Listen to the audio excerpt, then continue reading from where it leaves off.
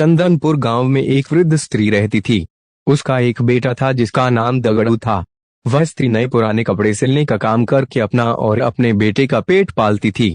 दगड़ू एक कामचोर और आलसी लड़का था और दिन रात सपने देखा करता था।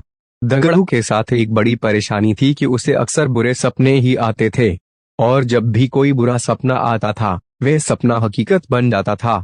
एक दिन दगड़ू को सपना आता है कि कुछ लोग नवंबर विवाहित दंपति और बारात को लूट रहे हैं और उनसे मारपीट भी कर रहे हैं।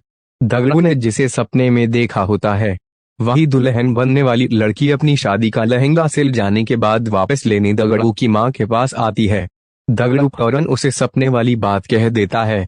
वह लड़की अपनी मां और ससुराल वालों को यह बात बताती है, पर सब लोग इस स्वप्न वाली बात को वहम समझकर अनसुना कर देते हैं।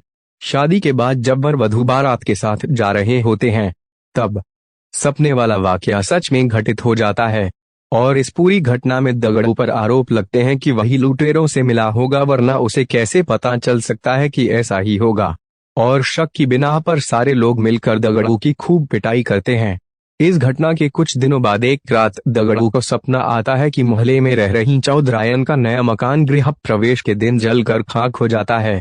तभी अगले ही दिन चौधरायन उस मकान को बनवाने की खुशी में लड्डू लेकर दगड़ू की मां के पास पहुंचती हैं और गृह प्रवेश समारोह के दिन जलसे में आने का न्योता देती है।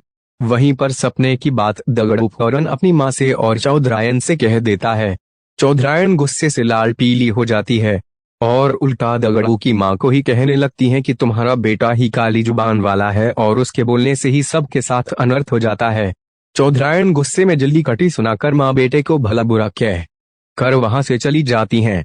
गृह प्रवेश समारोह के दौरान कोई घटना न हो इसके लिए पक्के इंतजाम किए जाते हैं, पर फिर भी किसी ना किसी तरह आग की चिंगारी चौधरायन के भव्य मकान के पर्दों में लग जाती है और देखते देखते रौद्र रूप धारण करके पूरा मकान जलाकर खाक कर देती है।